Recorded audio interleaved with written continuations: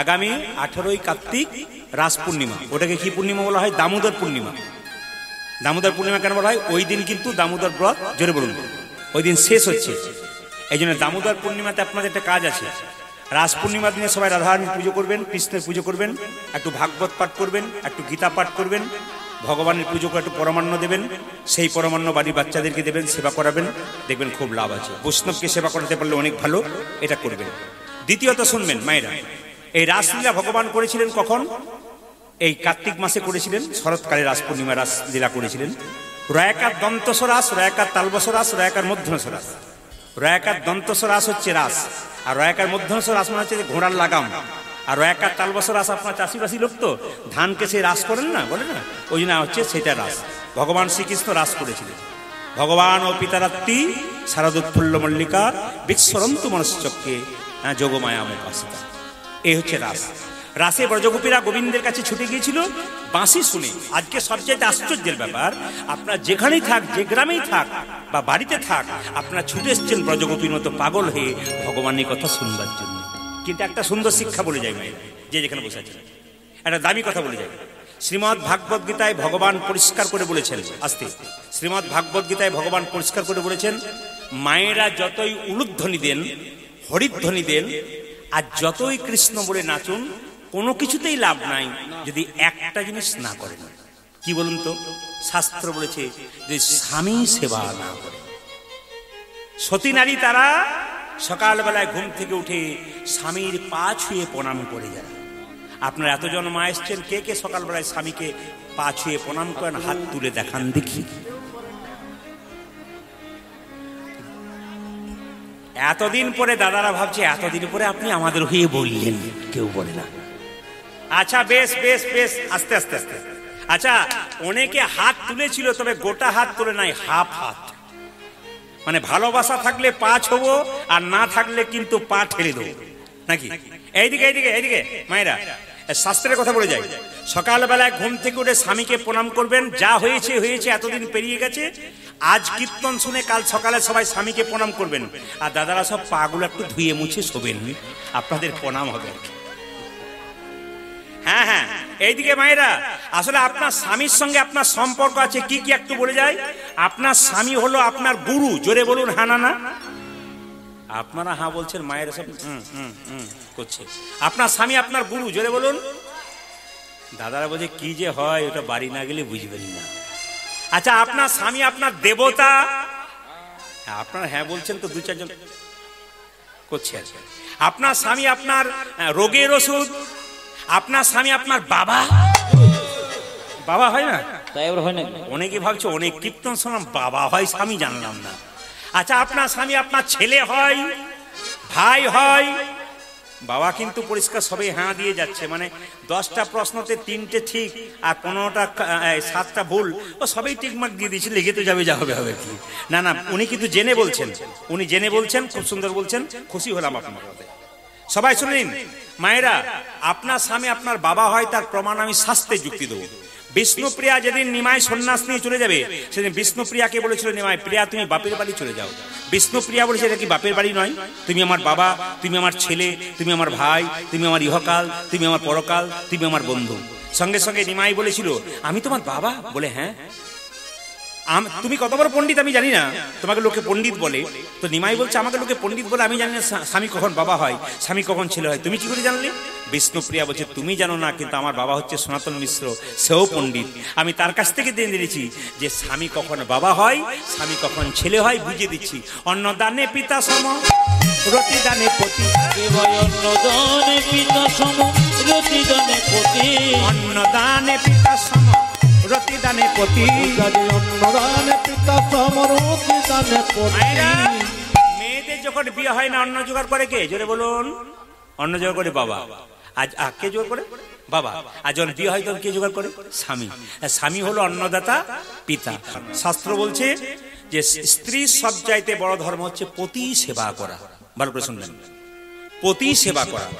পতি যদি ভালো হয়, তার সেবা করার আপনার কর্তব্য আছে। কিন্তু পতি যদি আপনাকে মারধর করে, বারবার যদি করে, তাহলে তার ব্যবস্থা শূন্য। কিন্তু যদি পতি ভালো হয়, তার সেবা করার দায়িত্ব আপনার আছে।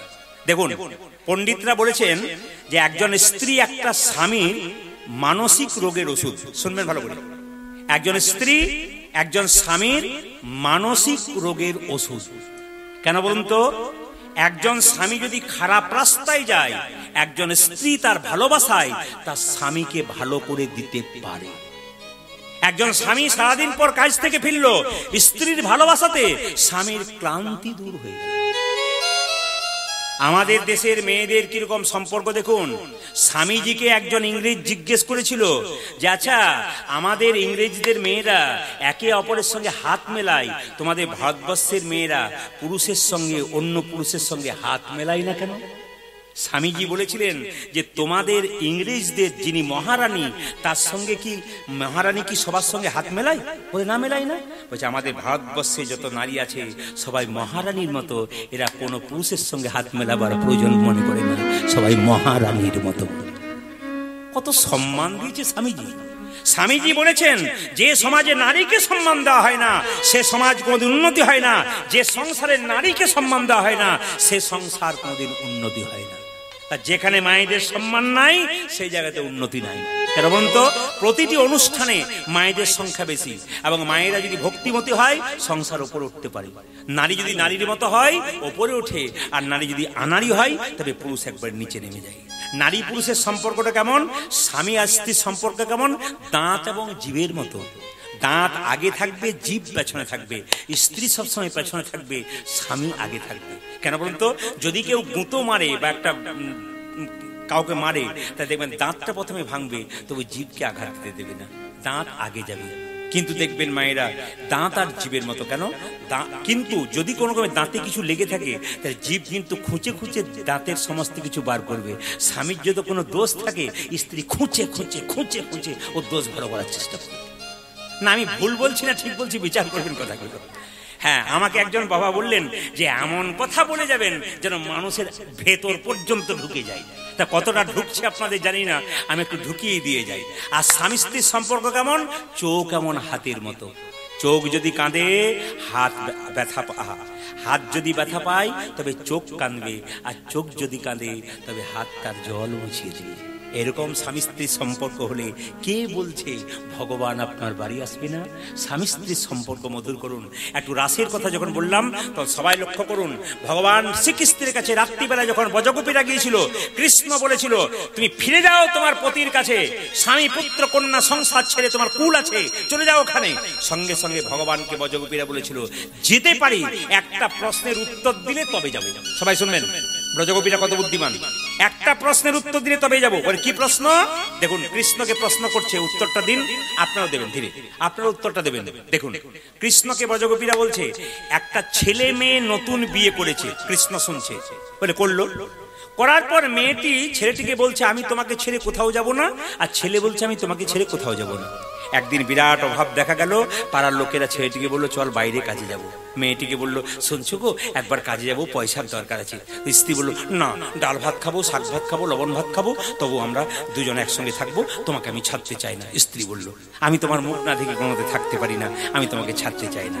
সঙ্গে সঙ্গে মেয়েটি যখন ছাড়তে চায় না, তখন ছেলেটি পাড়ার লোককে বলে ও আমাকে ছাড়তে চাইছে না, ভাই আমি যাবো না। পাড়ার লোক একটা বুদ্ধি দিল, বলে কি তুই তোর একটা চিত্রপট মানে ছবি ওকে দিয়ে দে, বলে 1 মাস পরেই ফিরে আসবো। স্ত্রীকে বললো শোনো, কাজের দরকার আছে, টাকার দরকার আছে, তোমার অভাব পূর্ণ করতে হবে, আমি তোমাকে কাছে নিয়ে এসেছি বিবাহ করে, তো শোনো আমাকে 1 মাস ধরে ছেড়ে যাও, আমি আমার ছবিটা তোমাকে দিলাম, এই ছবিটা দেখে তুমি 1 মাস থেকে যাবে, আমি কথা দিলাম 1 মাস পর আসবো। দেখুন, লক্ষ্য করুন, 1 দিন গেল, 2 দিন গেল, 3 দিন গেল, 28 দিন গেল, 29 দিন গেল, মেয়েটি তার স্বামীর ছবিটা ধরে বারবার কাঁদে। যখন 30 দিন হয়ে গেল, 31 দিন হয়ে গেছে, 1 দিন হয়ে গেল, মাস শেষ হয়ে গেল, তখন মেয়েটি ফটোপতিকে কেঁদে কেঁদে বলছে পুরুষ মানুষের হৃদয় খুব পাষাণ, তুমি বললে 1 মাসের মধ্যে চলে আসবে, তুমি এখনো এলে না। তুমি কি জানো না আমার কত ভালোবাসা, তোমাকে না দেখে আমি থাকতে পারি না। আচ্ছা গোবিন্দ সেই সময় যদি আসল পতি দরজায় এসে বলে কি গো কার সঙ্গে কথা বলছো, বলো তো গোবিন্দ, সেই মেয়েটি ফটোপতিকে পুজো করবে না আসল পতির কাছে ছুটে যাবে? ভগবান বলল কেন গো, ফটোপতিকে ছেড়ে আসল পতিকে কাছে যাবে? আমরা তো ফটোপতিকে সাজাপতিকে ছেড়ে আসল পতির কাছে এসেছি, বলবে এইবার শুধু তুমি আসল পতি তা নয়, তুমি আমার পতির পতি, তুমি জগতের পতি, তুমি পুরুষেরও পতি, তুমি নারীর পতি, তুমি যে পুরুষোত্তম ভগবান, তোমাকে ছেড়ে কোনো মতেই যেতে চাই না। এ হচ্ছে রাস। ভক্ত আর ভগবানের মিলনের নাম রাস। কামদেব দেবতাদের পরাজিত করে অহংকার হয়েছিল, কামদেবের অহংকার চূর্ণ করার জন্য ভগবান রাস করেছিলেন। আর রাস কাকে বলে? জীবাত্মা আবার পরমাত্মার মধ্যে যে মিলন, তাকে বলা হয় রাস। আসুন, রাধারানী কেঁদে কেঁদে বলছে, ললিতা রে, আমাকে যেদিন থেকে আমার বধূ ছেড়ে চলে গেল, আমার অবস্থা কেমন জানিস? কেমন? প্রিয়া গেল মধুপুরে আমকুল বালা, আজ প্রিয়া গেল মধুপুরে আমকুল বালা। মায়েরা কিছু মনে করবেন না, স্বামী যদি চলে যায়, স্ত্রীর দুটো জিনিস চলে যায়। কেউ বলতে পারবেন কি কি? আরে চোখের ঘুম, একটা মুখের হাসি, কেমন যেন মলিন হয়ে যায়। কেন? যতদিন স্বামী আছে, যাদের কিছুই বুঝতে পারছেন না, একজন বিধবা নারী সে জানে যে স্বামী হারানোর কষ্ট কতখানি। যখন একজন সধবা নারী সিঁদুর সিঁদুর পরে আর তার পাশে মেয়ে একটি পড়তে পায় না, তার যে কত কষ্ট একমাত্র সে ছাড়া পৃথিবীতে কেউ জানে না। সিঁদুরের যে কি দাম, আপনার পাশের বাড়ির বিধবা মেয়েটি জানতে পারছে সিঁদুরের কি দাম।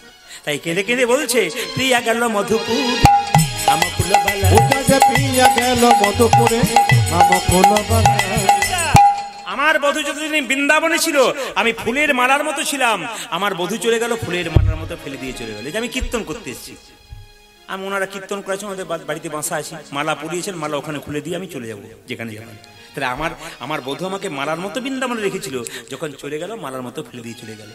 প্রিয়া গেল মধুপুর আমকুল বালা, আজ প্রিয়া গেল মধুপুরে আমকুল বালা। বেপথে পরল জইছে মালতীর মালা, বিবোধে বরল জইছে মালতীর মালা। বেপথে পরল জইছে মালতীর মালা,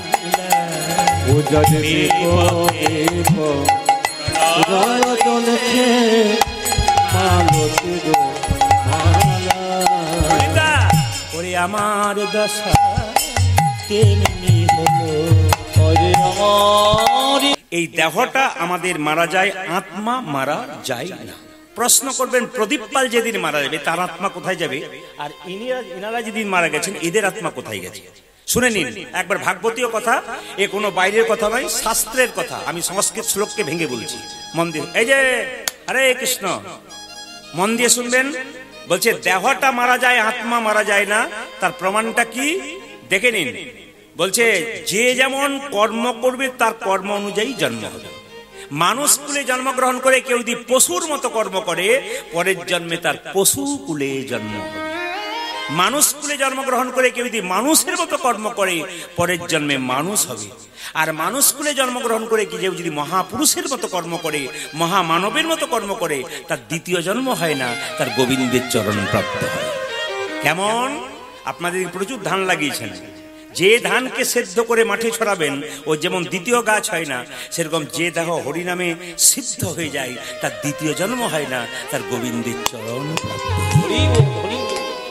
এই জন্য কি সুন্দর ব্যাখ্যা দিয়েছেন দেখুন পণ্ডিতরা। আচ্ছা আচ্ছা আচ্ছা, বলছে আমরা যে কর্ম করলাম, কেউ 50 বছর, কেউ 60 বছর, কেউ 100 বছর বাঁচলেন, কর্ম করলেন, কর্মফলটা যাবে কি করে? বলছে পুষ্পের গন্ধ যেমন বাতাসে ছড়ায়, আত্মার কর্মফল সেরকম আত্মা সঙ্গে করে নিয়ে যায়। আপনার আত্মা যখন এখান থেকে বেরিয়ে যাবে, যা কর্ম ভালো করেছেন মন্দ করেছেন সব সঙ্গে করে নিয়ে যাবে। এই জন্য কর্ম ভালো করুন, জন্ম যেখানে হোক কর্ম যেন ভালো হয়। কর্ম যদি ভালো হয় জীবনে সব ঠিক আছে। এই জন্য আমি বলতে চাই, যা করবেন করবেন, ধর্মের ব্যাপার কোনো চালাকি চলবে না। এই জায়গাতে চালাকি করেছেন কিংবা নেতাই গৌর হরি বলেছে, লোক দেখানি করে কোনো লাভ নেই। আপনি 5 মিনিট করুন, কিন্তু পাক্কা করুন। ও কে দেখছে দেখে লাভ নাই, আত্মীয় স্বজন দেখে লাভ নেই। আপনি ভগবানের জন্য 5 মিনিট দিয়েছেন সারাদিনের মাথায়, ওইটাই পাক্কা দিন। আপনাকে 4 ঘন্টা দেবার দরকার নেই যদি আপনার সময় না থাকে। আপনি 5 মিনিট দেবেন, কিন্তু একবার পাক্কা দেবেন ওই সময়টা। ওটা কারোর জন্য নয়, গোবিন্দের জন্য। এই জন্য বলছে পুষ্পের গন্ধ যেমন বাতাসে ছড়ায়, আত্মার কর্মফল সেরকম আত্মা সঙ্গে করে নিয়ে যায়। এই জন্য যেমন কর্ম হোক, ফল যেন ভালো হয়, যেন আমরা যেন ভালো কর্ম করতে পারি। এর জন্য কি করতে হবে একটু মন দিয়ে শুনবেন। গুরু আশ্রয় করতে হবে। গুরু সম্বন্ধে ব্যাখ্যা আপনাদের অনেক বলেছি, তার মধ্যে একটা ছোট্ট করে বলি। গুরুর একটা মন্ত্র আছে, দেখবেন, অজ্ঞান তিমিরান্ধস্য জ্ঞানাঞ্জন শলাকয়া চক্ষুরুন মিলিতে যেন, হ্যাঁ, তস্মৈ শ্রী গুরবে নমঃ মন্ত্র আছে না? অজ্ঞান তিমিরান্ধস্য মানে কি? যার তত্ত্বজ্ঞান নাই, যার ভগবত জ্ঞান নাই, তার অজ্ঞান অন্ধকার দূর করবে গুরু তার জ্ঞানের শলকা দিয়ে। তা গুরুর যদি জ্ঞানই না থাকে তাহলে অজ্ঞানের জ্ঞান দূর করবে কি করবে? খুব ভাবার বিষয়। কিন্তু রামকৃষ্ণদেবের বাণী, যাকে তাকে গুরু করো না, যার জ্ঞান আছে তাকে গুরু করো। তুমি শাস্ত্র সম্পর্কে কিছুই জানো না, তোমার জানার ইচ্ছা জেগেছে, গুরুকে ফোন করলে, জানলে, কেন? তোমার ইচ্ছাটা পূর্ণ করলো গুরু। যদি নাও জানা থাকে তবে 5 দিন সময় দিল, বাবা 5 মিনিট পরে, 5 দিন পরে তোমাকে বলে দেবে। তার বিশ্বাস করতে পারলে যে আমার গুরু আমাকে জানাবে। এই জন্য গুরুকে জ্ঞানী হতে হবে। গুরু যে জাতিতে ব্রাহ্মণ হবে, বৈষ্ণব হবে, শূদ্র হবে তা নয়। কারণ কৃষ্ণদাস কবিরাজের আপনার পরিষ্কার করে জানেন, চৈতন্য চরিতামৃতে পরিষ্কার করে বলেছে, কিবা বিপ্র কিবা শূদ্র নাসিক জ্ঞানে নয়, কৃষ্ণ তত্ত্ব বেত্তা যেই হয় সেই গুরু হয়। যিনি কৃষ্ণ তত্ত্ব ভালো জানেন, যিনি শাস্ত্র ভালো জানেন, তাকে গুরু করলে আপনার জীবন সুন্দর। খুব ভালো করে শুনবেন কথাগুলো। গুরু যাকে তাকে করা যাবে না, একবারে বিচার করে করবেন। গুরু যেমন শিষ্যকে বিচার করে করবে, যাকে তাকে শিষ্য করা যাবে না, শিষ্য সেরকম বিচার করে গুরু করবে, যাকে তাকে গুরু করা যাবে না। আপনি দেখলেন অমুক গুরুর 1000 শিষ্য, আপনি করে দিলেন, তা বললে হবে না। আপনাকে বিচার করে করতে হবে। আমি যাকে গুরু, আপনার ছেলে মেয়েকে স্কুলে ভর্তি করছেন, বিবেচনা করছেন কোন মাস্টার মশাই দেবো, ভালো হতে হবে তবে দেবো। একটা জিনিস বাজার থেকে 5 টাকার কিনছেন, 50 বার ভাবছেন কিনবো কি না কিনবো। তা গুরু করবার সময় ভাববেন না? আপনি ডাক্তার দেখাবেন, তার জন্য পাকা ডাক্তার না দেখালে আপনার তো রোগ বাড়বে, কিন্তু কাঁচা ডাক্তার দেখালে রোগ বাড়বে, পাকা ডাক্তার দেখালে রোগ সারবে। গুরু যদি করতে হয়, রামকৃষ্ণদেব বললো, কাঁচা গুরু করলে তুমি অধঃপতনে যাবে, আর পাকা গুরু যদি করো তবে উন্নতির শিখরে তুমি চলে যাবে। কিন্তু মনে রাখবেন, খুব দামি কথা, গুরু যারা করেছেন, গুরুর সঙ্গে শিষ্যের সম্পর্ক কিরকম হবে? এইদিকে যদি মেয়ে হয় তবে গুরু সেই মেয়েকে নিজের মেয়ের মতো ভালোবাসবে, আর ছেলে যদি হয় তবে তাকে ছেলের মতো ভালোবাসবে। গুরুর বাড়ি শিষ্য গেলে খালি হাতে যেতে নেই, একথা সবাই জানে। সেরকম গুরু যদি শিষ্যের বাড়ি যায়, তাকেও কিন্তু খালি হাতে যেতে নেই, সেও কিন্তু কিছু নিয়ে যাবে। তা বললে হবে না। ছোট ছোট বাচ্চা আছে, আর আছে, তাদের হাতে কি তুলে দেবেন আপনি? খুব বিচার করে। কিন্তু আমি যে কথাগুলো বলছি প্রত্যেকটি ব্রহ্ম বৈবর্ত পুরাণ থেকে বলছি। আপনারা দেখে নেবেন পরিষ্কার খুলে, একবার গুরুতত্ত্ব সম্পর্কে ব্যাখ্যা আছে, আমি সেইখান থেকে বলছি, পরিষ্কার শুনে নেবেন। দ্বিতীয় শুনে নিন, যে যেখানে বসে আছেন। বলছে গুরু এবং শিষ্য, গুরুর কাছে শিষ্য কোনো জিনিস জানতে চাইছে, অথচ গুরুর যদি জানা থাকে, গুরু যদি না জানায় তাহলে গুরু অপরাধ করছে। কারণ শিষ্যকে জানাতে হবে, যদি তার জানা থাকে অবশ্যই তাকে জানাতে হবে। তৃতীয় কি, গুরু যে আসনে বসবে, গুরু যখন শিষ্যের বাড়ি যাবে তখন গুরু যে আসনে বসবে সেই আসনে শিষ্য কোনো মতেই বসবে না। যদি কুশের আসন হয় তাহলে গুরু শিষ্য একসঙ্গে বসতে পারে। তাছাড়া গুরু যখন শিষ্যের বাড়ি যাবে তখন গুরু উঁচুতে বসবে, শিষ্য সবসময় নিচে বসবে। গুরু যদি তার বাড়িতে বিছানাতে শুয়ে থাকে, সেই বিছানায় শিষ্যের শোবার কোনো চান্স নেই। কেন বলুন তো? সে সেখানে শোবে না, তাকে সম্মান দেবে। তিনি যাবেন তারপর শোবেন, তার আগে যা কিন্তু করবেন না। এগুলো সব মাথায় রাখতে হয়, তাহলে জীবন কিন্তু সুন্দর হয়ে যাবে। তবে একটা কথা শুনে রাখবেন, শিষ্য যদি পাপ করে তাহলে গুরুর কিন্তু সেই পাপ লেগে যায়, কিন্তু গুরু যদি পাপ করে তাহলে শিষ্যের কোনো পাপ লাগে না। স্ত্রী যদি পাপ করে স্বামীর কিন্তু পাপ লেগে যাবে, কিন্তু স্বামী যদি পাপ করে স্ত্রী কোনো পাপ লাগবে না। এ শাস্ত্র পরিষ্কার করে পরিচ্ছন্ন করে বলে দিয়েছি। এই জন্য বারবার আপনাদের বলে রাখি, গুরু আপনাদের করতে হবে, গুরু মন্ত্র নিতে হবে। যতক্ষণ না গুরু দীক্ষা নিচ্ছেন ততক্ষণ জীবনে আপনার কোনো লাভ হচ্ছে না। আজকে মহাপ্রভু চলে গেছেন বলে পদকর্তা বলছে, দেখো দেখো কে কে কাঁদছে, কাঁদিছেন হরি দাস, আজ কাঁদিছেন হরি দাস, কাঁদিছেন হরি দাস, আজ কাঁদিছেন হরি দাস, তুই আখি মো দিয়া রে, আজ কাঁদিছেন হরি দাস, তুই আখি দিও হরিদাস কাঁদিছে, হরিদাস কাঁদিছে, হরিদাস কাঁদিছে, ওই যে দুটি নয়ন মুদি মুদি হরিদাস কাঁদছে। দুটি নয়ন মোদে মোদে হরিদাস কাঁদিছে। ওই যে দুটি নয়ন মুদি মুদি হরিদাস কাঁদছে। দুটি নয়ন মুদি মুদি হরিদাস কাঁদিছে। মহাপ্রভুকে হরিদাস কত ভালোবাসে দেখুন, চোখ মুজে কাঁদছে, চোখ মেলে চাইছে না কেন? যেখানে গৌর নাই সেখানে চোখ মিলবো না, যেখানে ভগবান নেই সেখানে চোখ মিলবো না, চোখ মুজে কাঁদছে। বলছে হরিদাস কাঁদছে, হরিদাস কাঁদিছে। হরিদাস কাঁদছে। হরিদাস কাঁদিছে। ওই দুটি নয়ন মুদি মুদি হরিদাস কাঁদছে। দুটি নয়ন মোদে মোদে হরিদাস কাঁদিছে। দুটি নয়ন মুদি মুদি আখি মেরে আর যাইবো না রে, দুটি নয়ন মুদি মুদি আখি মেরে আর যাইবো না রে, দুটি নয়ন মুদি মুদি আখি মেরে আর যাইবো না রে, দুটি নয়ন মুদি মুদি আখি মেরে আর যাইবো না রে, দুটি নয়ন মুদি মুদি আখি মেলে যাইবো না রে, দুটি নয়ন মুদি মুদি আখি মেলে যাইবো না গো। হরিদাস কাঁদিছে। ওগো কাঁদিছে না হ্যাঁ, হরিদাস। আরে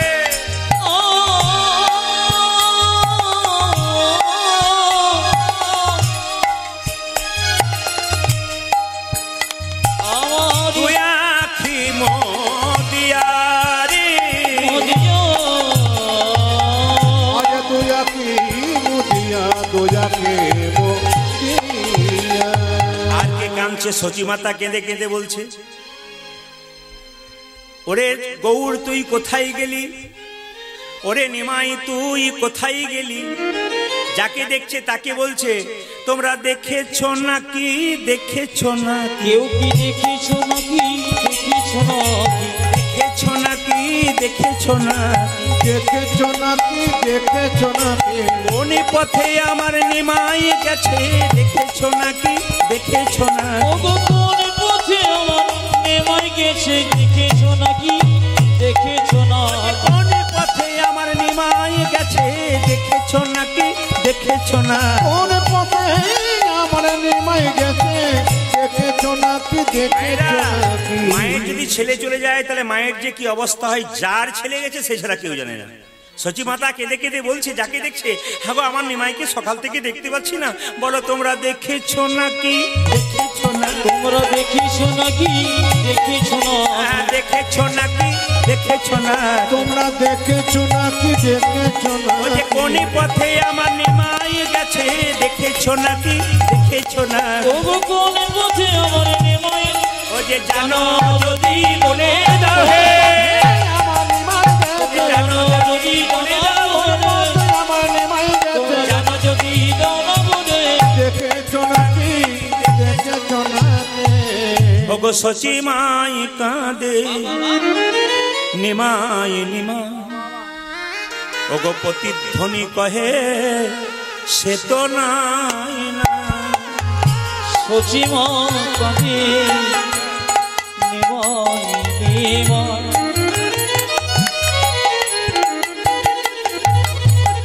প্রতিধ্বনি কহি সে তো নাই না। সচী মাই কাঁদে, নিমাই নিমাই, প্রতিধ্বনি কহে সে তো নাই নাই। আমার সোচে মা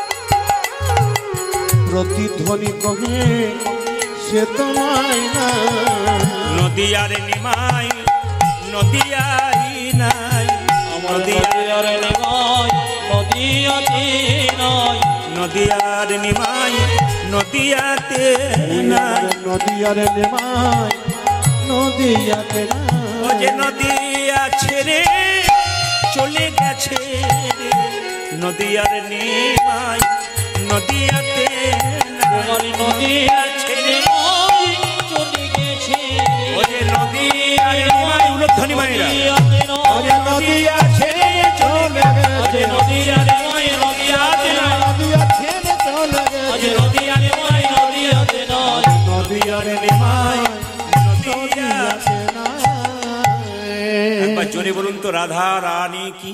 কিছু কিছু জায়গাতে শান্তি বজায় রাখতে হয়। আপনি ভগবানের মন্দিরে যাবেন, গল্প করতে নেই।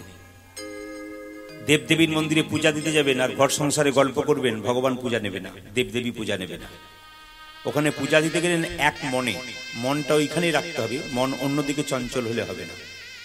ভগবান দেখছেন মন মানা মদ ভক্ত মদ জাজিমাং নমস্কুরু। তুমি তোমার মনটা আমাকে কতখানি দিয়েছো।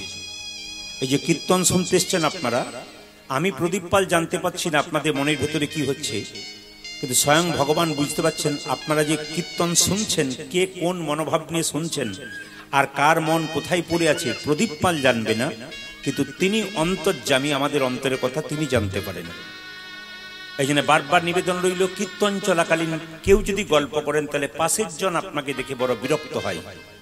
তা কারো বিরক্তির কারণ হবে না, ভগবানের কষ্টদায়ক কোনো কথা বলবেন না যেখানে কীর্তন শুনবেন। আজকে মহাপ্রভু নবদ্বীপ ছেড়ে চলে গেছেন, সমস্ত ভক্তগণ কাঁদছেন। নবদ্বীপের চাঁদ গৌর হরি, যিনি নবদ্বীপের প্রতিটি ভক্তকে হরিনাম দিলেন, প্রেম দিলেন, সবাইকে কাঁদিয়ে চলে গেলেন। সবাই কাঁদছে, শুধু কান্না নয়, একে অপরের গলা জড়ি ধরে কাঁদছে। কিভাবে কাঁদছে বলি, কোথায় বা গেলে হে, আজ কোথায় বা গেলে হে, কোথায় বা গেলে হে, তুমি কোথায় বা গেলে রে, ভক্তগণকে কাঁদা যে বলো, কোথায় বা গেলে হে, তুমি ভক্তগণকে কাঁদাই বলো, কোথায় বা গেলে হে। প্রথমে একটা কথা বলি, মাঝখানে বলবো, শেষে বলবো। আপনারা ইউটিউবের মাধ্যমে যে কীর্তন গান শ্রবণ করেন, তাতে আপনারা শুধু কথাই শুনতে পান, ঘন্টার পর ঘন্টা শুধু কথাই শুনছেন, কীর্তন শুনছেন না। এই আমি দায়ী নই, কিন্তু ক্যামেরা দায়ী। ওনারা একটাও কীর্তন ছাড়বে না, শুধু কথাগুলোকে ছেড়ে দেয় মানুষের সামনে। এই জন্য অনেকের মনের মধ্যে ভুল ধারণা থেকে যায়, তাহলে ইনি বোধহয় ঘন্টার ঘন্টা কথাই বলে যান। কিন্তু আজকে আপনাদের সমস্ত ভুল ভাঙবে যারা আমাদের কীর্তন শোনে, কারণ লীলা ছাড়া কীর্তন হয় না। লীলার মাঝে যে দামি কথাগুলো বলবো, ওগুলো ওরা তুলে তুলে তুলে তুলে মানুষের সামনে দেবে, আর মানুষ কথাগুলো খাবে। এই শুনে অনেকের মন্তব্য হয়, উনি শুধু কথাই বলেন। আজকে প্রমাণ পাবেন, না না, আসর শুনুন, তাহলে বুঝবেন কথা নয়, কীর্তন আছে। বলি, কোথায় বা গেলে হে, আজ কোথায় বা গেলে হে, ভক্তগণকে কাঁদা যে বলো, কোথায় বা গেলে হে, ও যারে ভক্ত গণকে কাঁদা দিয়ে বলো, কোথায় বা গেলে রে। একটা কথা আপনারা মনে রাখবেন, আজ কিন্তু 24 প্রহরের নামযজ্ঞের কীর্তন শুনতে আসেন নাই। আজকে এসেছেন, দুজন চলে গেছে, তার বিরহ বেদনার কীর্তন। সবার মাথায় রাখতে হবে, কিন্তু নামযজ্ঞের কীর্তন নয়। এই কীর্তন হচ্ছে বিরহ, চলে যাওয়ার কীর্তন। এই চলে যাওয়ার কীর্তনে একটু বিরহ না থাকলে কীর্তনের মান মর্যাদা থাকে না। যারা গুণীজন, যারা কীর্তন শোনেন, তারা বুঝতে পারবেন। আপনার বাড়ি থেকে কেউ চলে গেছে, তখন যদি আপনি দিব্যি নাচতে শুরু করেন, লোকে আপনাকে বলবে পাগল বটে। কিন্তু যিনি চলে গেছেন, তার জন্য যদি কেউ কান্নাকাটি করে, পাগলের মতো ছোটাছুটি করে, বুঝবেন হ্যাঁ, ব্যথা পেয়েছে। আজকে ব্যথার কীর্তন। তাই বারবার বলবো, আপনিও যাবেন, আমিও যাব, পৃথিবীর সবাই যাবে।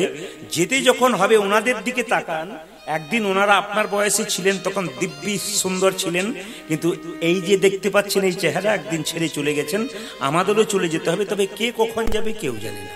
মহাপ্রভু চলে গেছেন বলে ভক্তগণ খুব কাঁদছে, কেঁদে কেঁদে বলছে, বলি, কোথায় বা গেলে হে, কোথায় বা গেলে হে, ভক্তগণকে কাঁদা যে বলল, কোথায় বা গেলে হে, ও যারে ভক্ত গণকে কাঁদা দিয়ে কোথায় বা গেলে রে। সোনার নদে আধারি করে কোথায় বা গেলে ও সোনার নদী আধারি করে কোথায় বা গেলে আমি প্রেমে ডুবাইয়ে কোথায় বা গেলে তুমি নামে ডোবাইয়ে কোথায় বা গেলে ভক্তগণকে কাঁদাই বল হরি বল কোথায় বা গেলে প্রভু তুমি ভক্তগণকে কাঁদাই বলো ও যে সোনার নদে উলুধ্বনি মাইরা ও যে ভক্তগণকে কাঁদাইয়ে সোনার নদী আধারি করে ভক্তগণকে কাঁদাইয়ে সোনার নদী আধারি করে ভক্তগণকে কাঁদাইয়ে সোনার নদী আধারি করে কোথায় বা গেলে গেলে গে সংসারের জন্য কেঁদো না, ভগবানের জন্য কাঁদো। শুনবেন ভালো করে, ছেলের জন্য কাঁদবে, মেয়ের জন্য কাঁদবে, শেষে ছেলে মেয়ে যখন বড় হবে তখন তোমাকে বলবে তুমি আমার জন্য কি করেছো। আপনি বলবেন যার জন্য করি চুরি সে কি না বলে চোর। আপনার চোখে জল আসবে, সেই জল চোখের কোণ দিয়ে পড়বে, সে জল স্পর্শ করলে গরম লাগবে, মুখের মধ্যে প্রবেশ করলে নোনা নোনা ভাব লাগবে। কিন্তু কেউ যদি দিনান্তে একবার কর্মের পর হা কৃষ্ণ প্রাণ গৌর বলে কাঁদতে পারে, তাহলে চোখের জল কোনোদিনই চোখের কোণ দিয়ে পড়ে না, চোখের মাঝ দিয়ে পড়ে। সেই জল স্পর্শ করলে গরম লাগে না শীতল লাগে, শীতল লাগে সেই জল মুখের মধ্যে প্রবেশ করলে মিষ্টি মিষ্টি ভাব লাগে। যদি কাঁদতে পারো কৃষ্ণ বলে, এই কাঁদাতে যে কি আনন্দ আছে, যে জনে কেঁদেছে কেউ সে ছাড়া কেউ জানে না। কেউ তো জানে না, যে কাঁদে নাই সে তো কাঁদার মর্ম বুঝতে পারে। কত ভক্ত প্রতিদিন সকালে বেলায় গোবিন্দের চরণে কেঁদে কেঁদে বলি যা কিছু আমার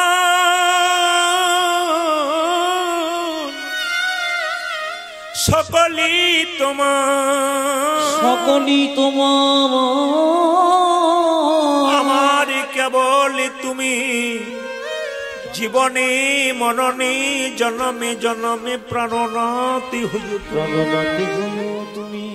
কৃপা করে তুমি পাঠিয়েছ এ দেহের গৌরবে করে কি লাভ আছে। তুমি তো জানো না তোমার ওই সুন্দর শরীরে কি রোগ ঢুকে আছে। যেদিন রোগ ফুটে উঠবে সেদিনই বুঝবে। বাড়ির সবাই 2-4 দিন সেবা করবে, যত্ন করবে, তারপর মনে মনে ভাববে এবার গেলেই বাঁচি। সেই দিনই বুঝবে সংসারে আপন বলতে কেউ নাই। এ সংসারকে যতদিন দেবে ততদিন তোমাকে ভালোবাসবে। যেদিন দেওয়া বন্ধ করবে সেই দিন আর ভালোবাসা নাই। তাই মহাপ্রভু বললেন জগতে জীবের মঙ্গলের জন্য আমাকে সন্ন্যাস নিতে হবে। এনারা যেদিন মারা গিয়েছিলেন আপনাদের গ্রামে কি সবাই কেঁদেছিল? না। কারা কেঁদেছিল? তার সঙ্গে যার সম্পর্ক ছিল, সম্বন্ধ ছিল, একমাত্র তারাই কেঁদেছিল। তা মহাপ্রভু চলে গেছেন, সবাই কাঁদছে, কেউ কেউ বেশি করে কাঁদছে। কে কে কাঁদছে? কাঁদিছেন অদ্বৈত, ওগো কাঁদিছেন অদ্বৈত, কাঁদিছেন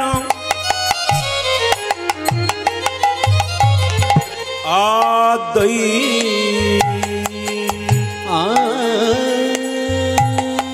কাঁদিছেন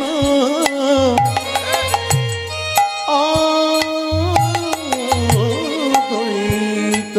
আমার শিবাস গদা ধর রে, ওগো কাঁদিছেন অদ্বৈত, শিবাসে গদাধর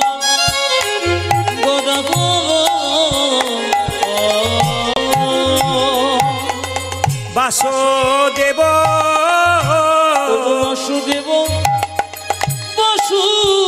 বাসুদেব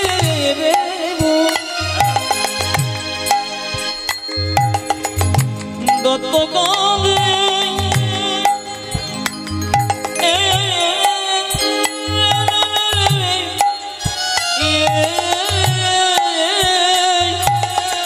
মোরারি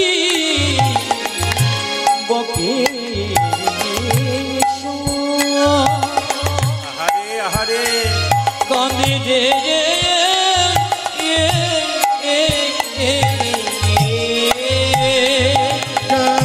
রে বাসুদেব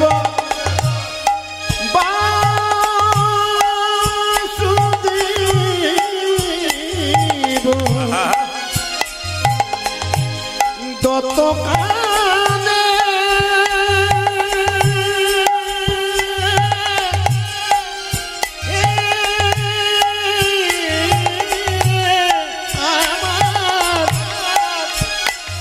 আমার মুরারি ভক্তে কাঁদে রে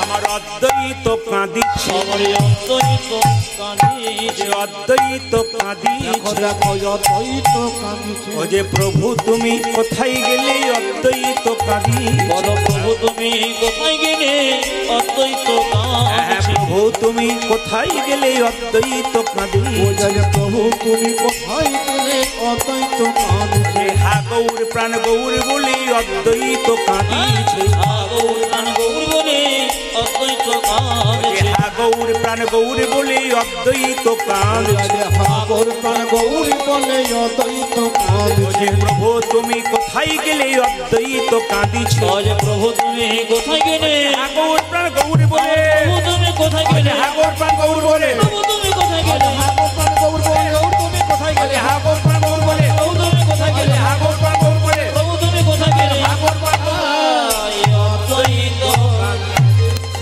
ওগো বাসুদেব বাসুদেব দত্তকালে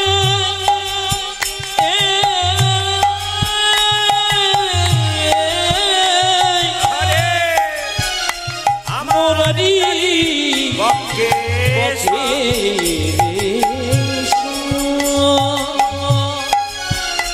কানে রে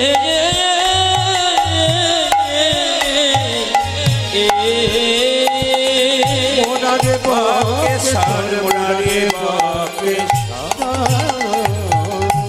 এবার সবাই মিলে বলুন রাধা রানী কি বাহ কাল থেকে সকালবেলায় ফোন করবেন যখন আর কিছু বলার দরকার নেই রাধে রাধে বলবেন কাল সকালে একজন একজনকে দেখা হলে কি বলবেন জোরে বলুন না না আমি ফোনে খবর নিয়ে নেব কি বলবেন জোরে বলুন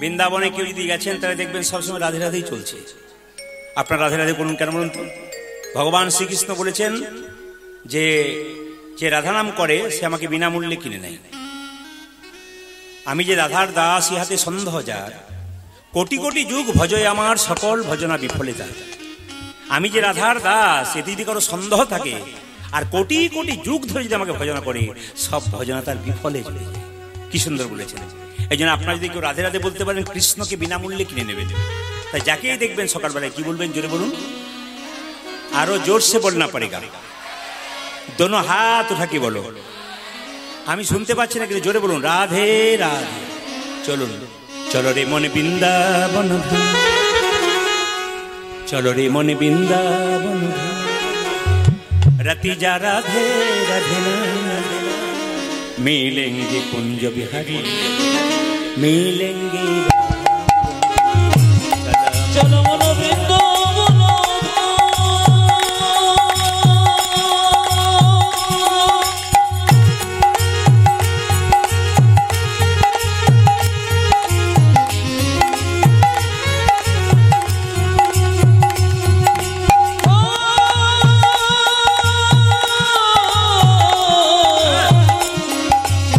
চলো মনো বৃন্দাবন রতি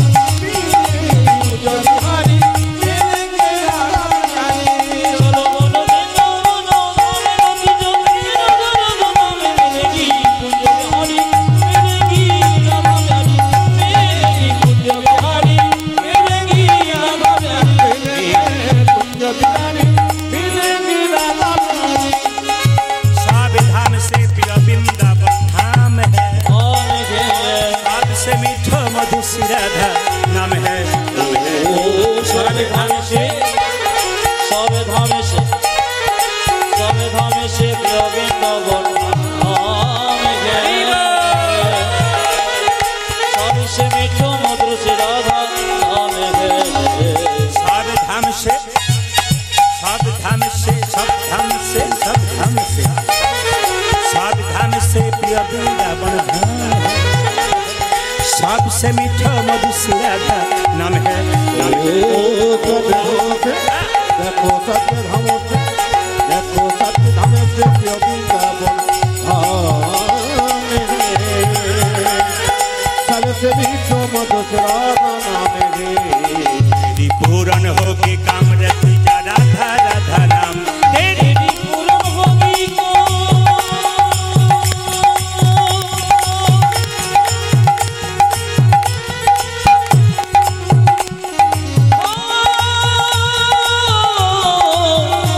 तेरी पूर्ण होगी कामें रोती जो राधा राधा नाम मिलेगी बिहारी मिलेगी राधा प्यारी मिलेगी कुंज बिहारी मिलेगी राधा प्यारी प्रार्थना से जमुना में नहाएंगे परिक्रमा करके जीवन सफल बनाएंगे ओ प्रार्थना से जमुना में नहाएंगे परिक्रमा करके जीवन सफल बनाएंगे प्रार्थना से प्रार्थना से प्रार्थना से प्रार्थना से प्रार्थना से प्रार्थना से जमुना में नहाएंगे परिक्रमा करके जीवन सफल बनाएंगे ओ पत्थर से ओ देखो पत्थर से देखो पत्थर से जमुना मेला आए परिक्रमा करके जीवन सफल बनाएंगे तेरी पूरन होगी कामरति जा राधा राधा नाम तेरी पूरन होगी कामें रोती जो राधा राधा होगी कुंज बिहारी मिलेगी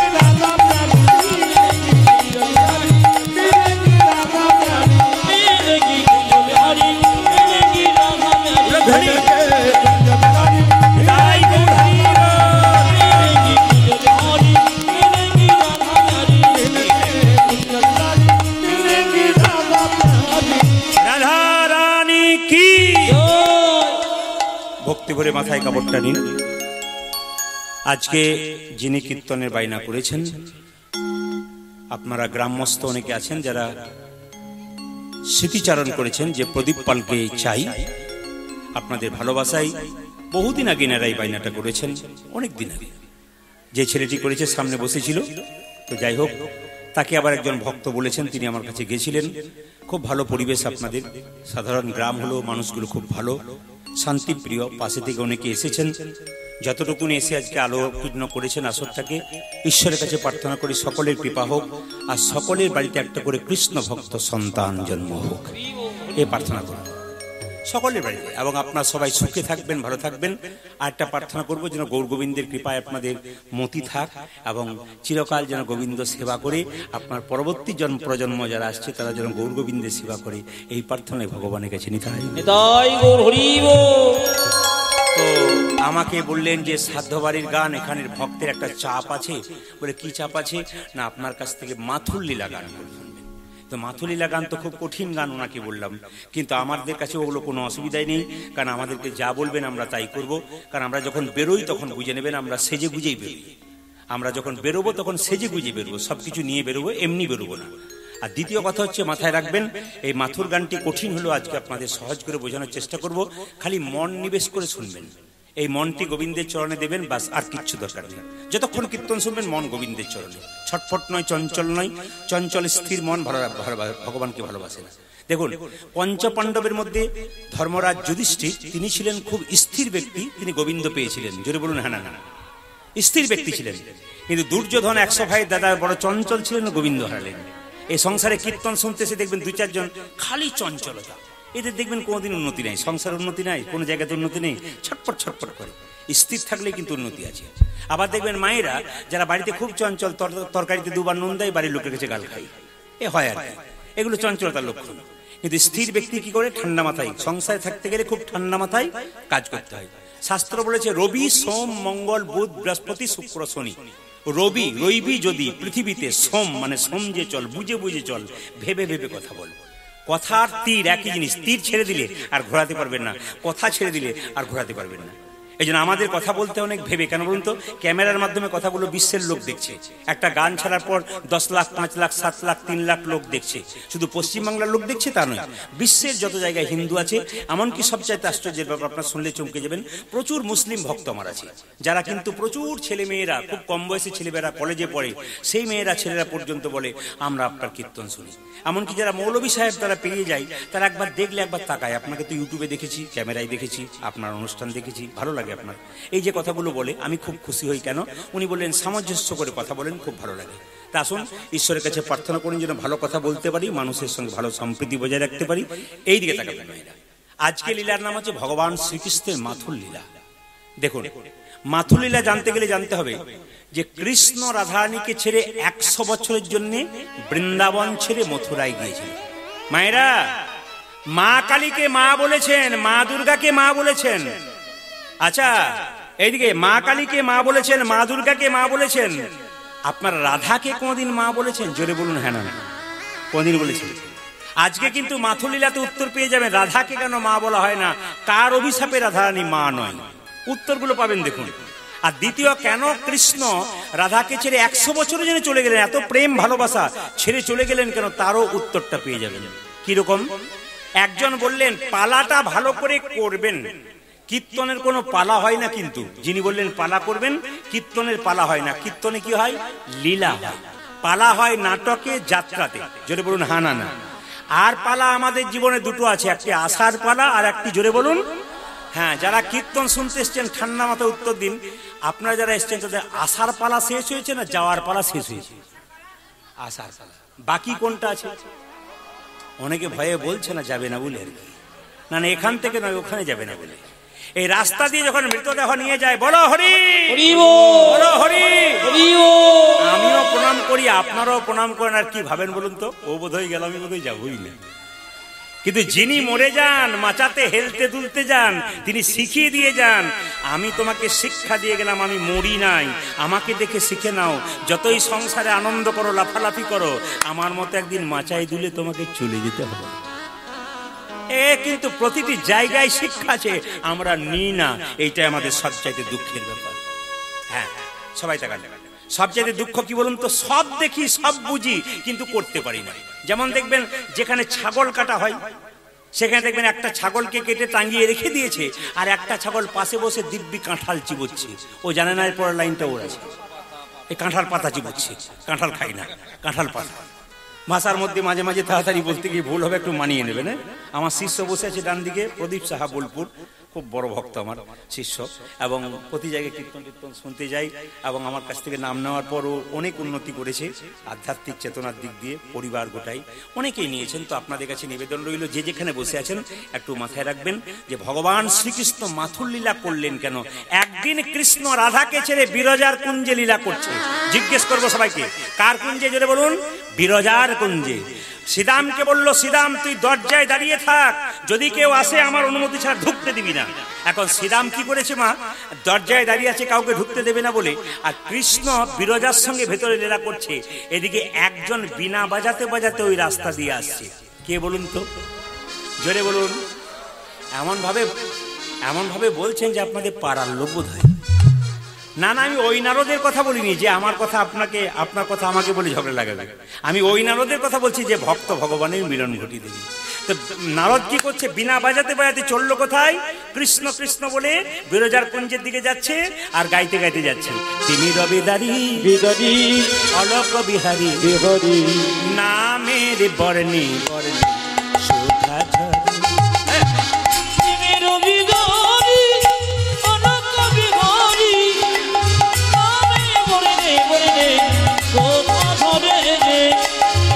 রবিদারি অলোক বিহারী নামে বর্ণে বর্ণে সুধা ঝরে।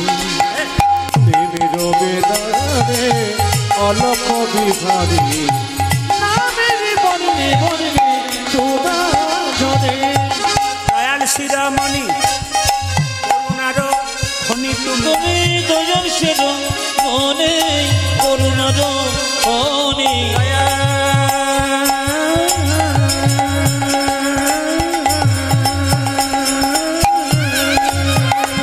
ধনী উলধ্বনি উলধ্বনি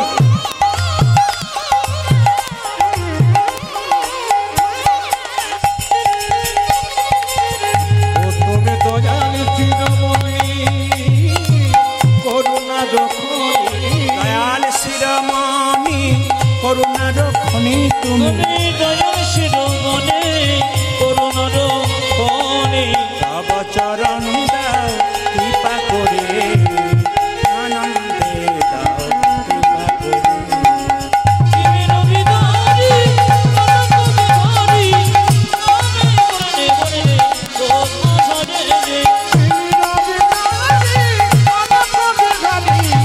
আমি বলে তোমরা সাজে শিবের বিদারি তুমি হরি আমি বলে তোমরা সাজে নারায়ণ নারায়ণ নারায়ণ নারায়ণ শ্রীরাম দরজায় দাঁড়িয়েছে এই এই দরজা ছাড় শ্রীরাম দরজা ছাড় নারদ বলছে না ছাড়বো না কেন কৃষ্ণ ভেতরে কি করছে বিরজা চঞ্জলীলা করছে দরজা ছাড় বলে না ছাড়বো না না ছাড়লে আমি এমন একজনকে পাঠিয়ে দেবো দরজা ছাড়তে তুই বাধ্য হবি বলে কেন নারদ কৃষ্ণকে মামা বলতো রাধারানীকে মামি বলতো বলে মামিকে গিয়ে খবরটা দিয়ে আসুক দরজা ছাড়তে বাধ্য মায়েরা বলুন তো নারদের বাহন কি ঢেকি এখন নারদ চললো রাধারানীকে খবরটা দিতে ও গো চলে বৃন্দাবনে ও গো ঢেকির বাহন বদনেতে কৃষ্ণ নাম চলে যায় আমি চলে বৃন্দাবনে ঢেকির বাহনে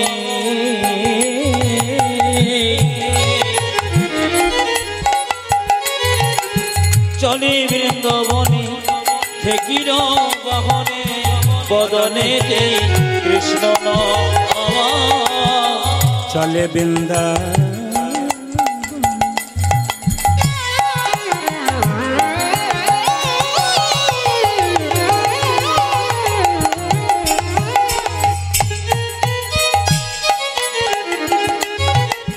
ঢেকির বাহনে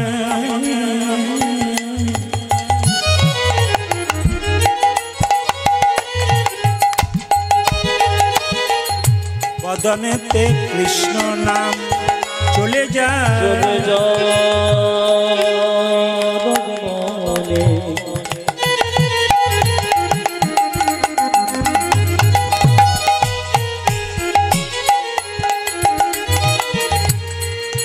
ওই বৃন্দাবনের পথে পথে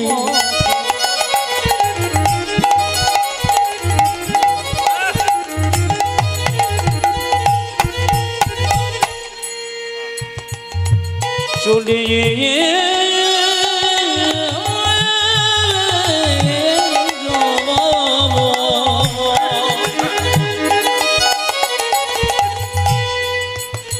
কৃষ্ণ কৃষ্ণ বলিতে বলিতে চলে বৃন্দাবন ঢেকির বাহনে বদনে কৃষ্ণ রাধা রানীর কাছে দাঁড়ালো গিয়া কর জোরে করে প্রণাম রে ওই আমার রাধা রানীর কাছে দাঁড়ালো গিয়া কর জোরে করে প্রণাম গো। ও যে রাধা রানীর কাছে দাঁড়ালো গিয়া কর জোরে করে প্রণাম রে রাধার কাছে দাঁড়ালো গিয়া কর জোরে করি ও যে মা গো আমার প্রণাম লো আরে মাগো প্রণামে লহ যে মা গো আমার প্রণাম লো পূজা যে মাগো আমার প্রণাম লহ কর জোরে নারদ মুনি বলে মা গো আমার প্রণাম লো কর জোরে মনে বলে ও যে মা গো আমার প্রণাম লহ নিতাই গৌর করজোড়ে নারদ মুনি বলে করজোড়ে নারদ মুনি বলে ও জয় মা গো আমার প্রণাম লহ। মামি ও মামি তোমাকে ছেড়ে মামা বিরজার কুঞ্জে লীলা করছে, কিছু মনে করবেন না। স্বামী যদি স্ত্রীকে ছেড়ে অন্য স্ত্রীর কাছে থাকে আর তার প্রকৃত স্ত্রী যদি শুনতে পাই সে অন্য কোথাও আছে, তার অবস্থা কি হয়? রাধা রানী একবারে কোমরে কাপড় বেঁধে ছুটলো শ্রীরামের কাছে বিরজার কুঞ্জ। কি ব্যাপার শ্রীরাম, দরজা ছাড়। না, ছাড়বো না। দরজা ছাড় শ্রীরাম। না, ছাড়বো না। শুনবেন ভালো করে, রাধারানীকে কেন মা বলা হয় না এই জায়গায় শুনতে পারবেন। এই শ্রীরাম দরজা ছাড়। না, ছাড়বো না। না ছাড়লে তোকে অভিশাপ দেবো। তুমি আমাকে অভিশাপ দাও, আমি দরজা ছাড়বো না। তুই দরজা ছাড়বি না, তবে আমি জোর করে ঢুকে যাবো। এবার রাধারানী যেটা জোর করে ঢুকতে গেল, সেটা আমরা রাধারানীকে আছড়ে মাটিতে ফেলে দিল। রাধারানী আছাড় খেয়ে বললো, শ্রীরাম তুই আমাকে অসুরের মতো অত্যাচার করলি, তুই দৈত্যের মতো আচরণ করলি। আমি তোকে অভিশাপ দিলাম, তোরে যেন দৈত্য কুলে জন্ম হয়, তোর যেন দত্ত কুলে জন্ম জন্ম তোরে যেন দৈত্য কুলে জন্ম তোর যেন হয়। দত্ত কুলে জন্ম জন্ম সবাই শুনে নিন, শ্রীরাম হয়েছিল শঙ্কচূড় দত্ত, তার সঙ্গে বিয়ে হয়েছিল তুলসী মহারানী। এই যে তুলসীকে দেখতে পাচ্ছেন, এর পেছনে একটা কারণ আছে। তুলসীর স্বামী কেন দৈত্য হলো? অভিশাপ। গণেশ দেখতে খুব সুন্দর, এক জায়গায় বসে গণেশ ধ্যান করছে, সে সিদ্ধান্ত নিয়েছে আমি বিয়ে করব না। তুলসী সেই রাস্তা দিয়ে পেরিয়ে যাচ্ছে, গণেশকে দেখে আকৃষ্ট হয়েছে। আর গণেশকে দেখার সঙ্গে সঙ্গে তুলসী বলেই ফেলেছে আমি তোমাকে ভালোবাসি। আর শুধু ভালোবাসা নয়, সঙ্গে সঙ্গে প্রপোজ করেছে কি, আমি তোমাকে বিয়ে করতে চাই। আর গণেশের ধ্যানভঙ্গ, অভিশাপ দিল, তুমি জানো আমি বিয়ে করবো না, সিদ্ধান্ত নিয়েছি। আমি তোমাকে অভিশাপ দিলাম, তুমি যেহেতু আমাকে জোর করে বিয়ে করতে চাও, অভিশাপ দিলাম তোমার তোমার তোমার তোমার কি তোমার দৈত্য স্বামী হোক। শঙ্কচূড় দৈত্য স্বামী হবে। সঙ্গে সঙ্গে সঙ্গে সঙ্গে তুলসী দেবী আবার অভিশাপ দিলেন যে আমাকে যেমন তুমি বললে দৈত্য স্বামী হোক, ওগো গণেশ তুমি বলেছো আমি বিয়ে করব না, তোমার একের চাইতে অধিক বিবাহ হবে। এই জন্য গণেশের দুবার বিয়ে হয়েছিল, একটা স্ত্রীর নাম সিদ্ধি, একটা স্ত্রীর নাম ঋদ্ধি। সবাই লক্ষ্য করুন, কত তত্ত্ব আছে ভেতরে ভেতরে, শুনে নেবেন। এইবার সবাই লক্ষ্য করুন, মায়েরা যেই না অভিশাপ দিয়েছে তোমার দৈত্য করে জন্ম হোক, সঙ্গে সঙ্গে শ্রীরাম আবার চিৎকার করে বলল, ওগো রাধে তুমি আমার অভিশাপ দিলে আমার দৈত্যকুলে জন্ম হোক। দৈত্যকুলে জন্ম হওয়া মানে কৃষ্ণকে ভুলে থাকা। আমি যদি কৃষ্ণকে ভুলে থাকি, আমি অভিশাপ দিলাম তুমি 100 বছরের জন্য কৃষ্ণ হারা হবে, কৃষ্ণ হারা হবে, কৃষ্ণ হারা হবে। এরপর একটা অভিশাপ দিয়ে দিল, ওগো রাধে তোমাকে অভিশাপ দিলাম, আজ থেকে পৃথিবীতে তোমাকে কেউ কোনোদিন মা বলে ডাকবে না। তোমাকে সবাই মা বলে ডাকে, আমি বলে রেখেছিলাম সন্তানকে তুমি এমন অভিশাপ দিলে, আমি তোমাকে অভিশাপ দিয়ে দিলাম তোমাকে মা বলে ডাকবে। রাধারানী কেঁদে কেঁদে বলে, শ্রীরামেরই তুই আমায় অভিশাপ দিলি। শুনবেন কীর্তনের কত প্রেম আছে এবং কৃষ্ণ লীলার কত প্রেম আছে, যারা ভক্ত আছেন তারা শুনবেন। ওরে শ্রীরামের তুই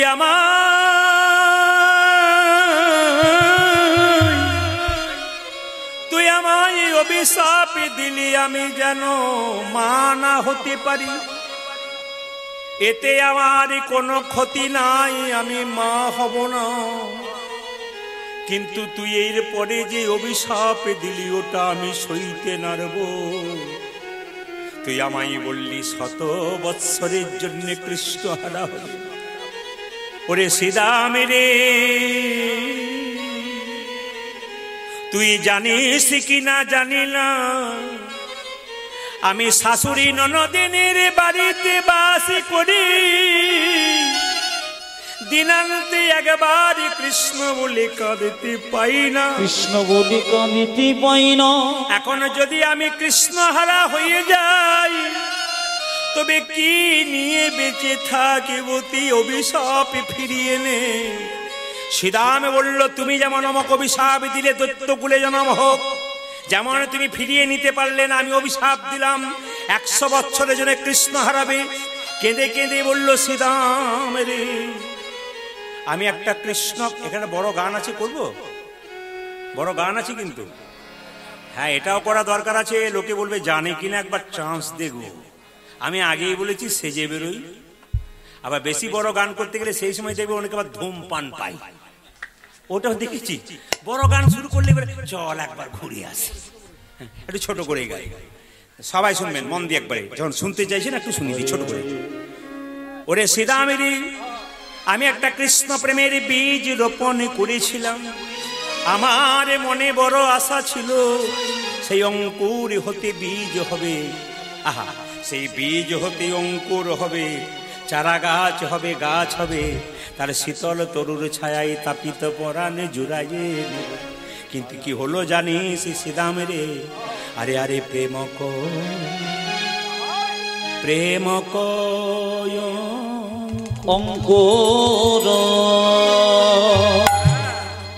ওয় পুর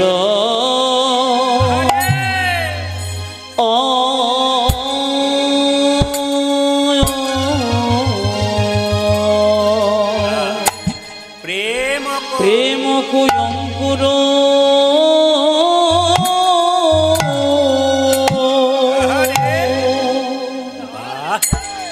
উড়ে যাও তো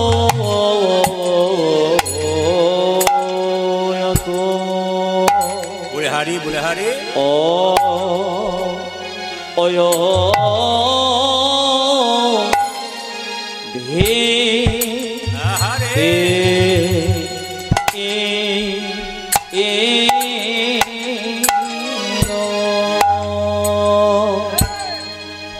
ওরে আমার প্রেমের অঙ্ক শোকাই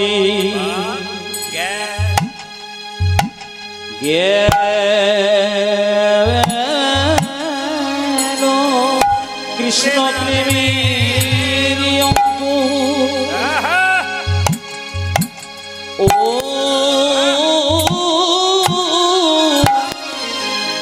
অঙ্ক রে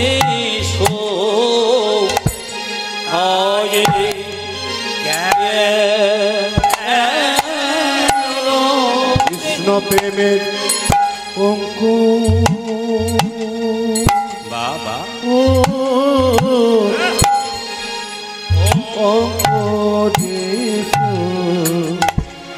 কায়ে প্রেমে পড়ল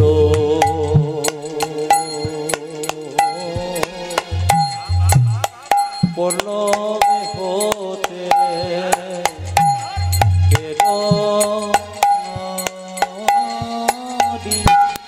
প্রেমের অঙ্কু অঙ্কুর হতে কাজে গেল যুগল পড়ল পড়ল হতে পেল ও যুগ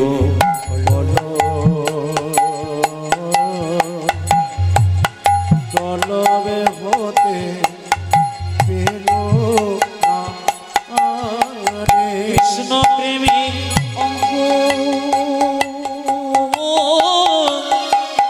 অঙ্কুরেশ কাজে গেল কৃষ্ণ প্রেমের অঙ্কুরিত হয়ে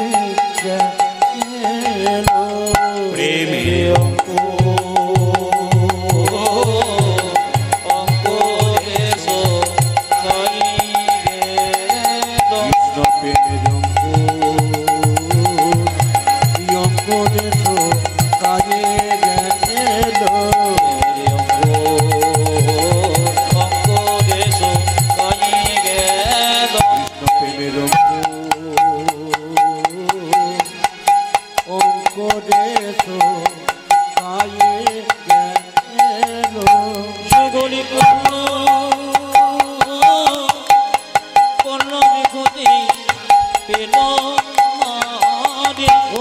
যুগল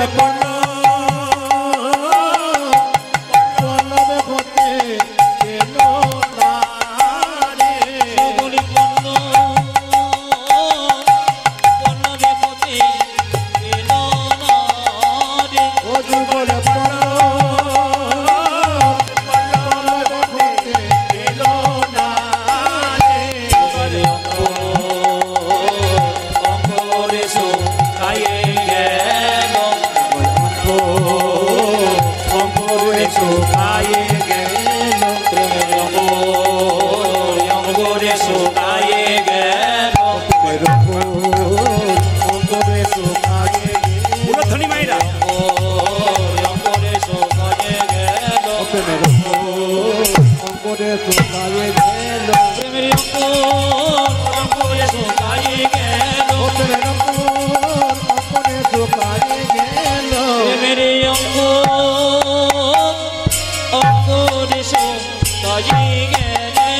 প্রেমের অঙ্গরে শুকায়ে গেল,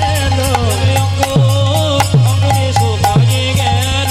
প্রেমের শুকায়ে গেল, অঙ্গরে শুকায়ে গেল। ও প্রেমের শুকায়ে গেল, প্রেমের অঙ্গরে শুকায়ে গেল। প্রেমের অঙ্গরে শুকায়ে গেল, প্রেমের অঙ্গরে শুকায়ে গেল। প্রেমের অঙ্গরে শুকায়ে গেল, প্রেমের অঙ্গরে শুকায়ে গেল।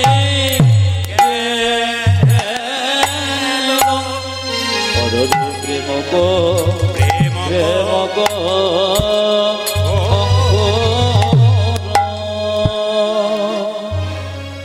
রাধারানী কেঁদে কেঁদে বলছে আমার আর আমার বধুর ভালোবাসাটা কেমন জানিস? আস্তে কিছু মনে করবেন না। ভালোবাসা আর ভালোবাসা, ভালোবাসা বেশি দিন থাকে না, ভালোবাসা বেশি দিন থাকে। আপনার বাসা ভালো, আমার বাসা যদি ভালো হয়, ভালোবাসাটা পাকা থাকবে। আচ্ছা, আপনার বাসা ভালো না হয়, ভালোবাসা কোনো জায়গায় হবে না। আপনার বাসা ভালো রাখবেন, গোবিন্দ আসবে। চণ্ডীদাসের বাসা ভালো ছিল, হ্যাঁ, আর রামীর বাসা ভালো ছিল, ভালোবাসা হয়েছিল। জয়দেবের বাসা ভালো ছিল, পদ্মাবতীর বাসা ভালো ছিল, ভালোবাসা হয়েছিল। রাধারানীর বাসা ভালো ছিল, গোবিন্দের বাসা ভালো ছিল, আপনার বাসার কথা শুনতে এসেছেন। মহাপ্রভু বাসা ভালো ছিল, বিষ্ণুপ্রিয়ার বাসা ভালো ছিল, আপনার ভালোবাসার কথা শুনতে পাচ্ছেন। যার বাসা ভালো, তার ভালোবাসার কথা চিরকাল শুনতে পারবেন। রাধারানী বলছে, ললিতা রে, আমার বধুর প্রেমটি কেমন জানিস? প্রতিপদ চাঁদের মতো। মায়েরা, অমাবস্যার পরে প্রতিপদ হয় না? প্রতিপদের পরে যদি কেউ আকাশের দিকে চেয়ে থাকেন, হঠাৎ দেখবেন অনেক রাত্রিতে একটু চাঁদ দেখা যায়। আমার বধুর ভালোবাসাটা কেমন জানিস? প্রতিপদ চাঁদ উদয় হইছে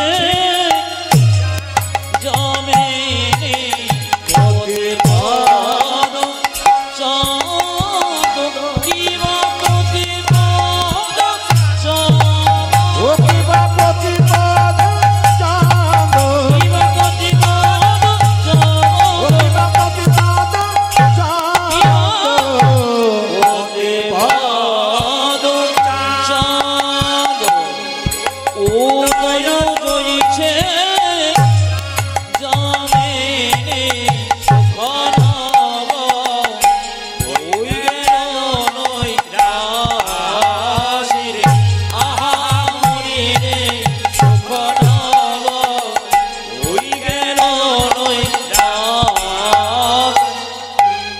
সবাই লক্ষ্য করুন এই জায়গাটি। মাথুলীলা শুনছেন তো? রাধারানী কেঁদে কেঁদে বলছে, ললিতা রে,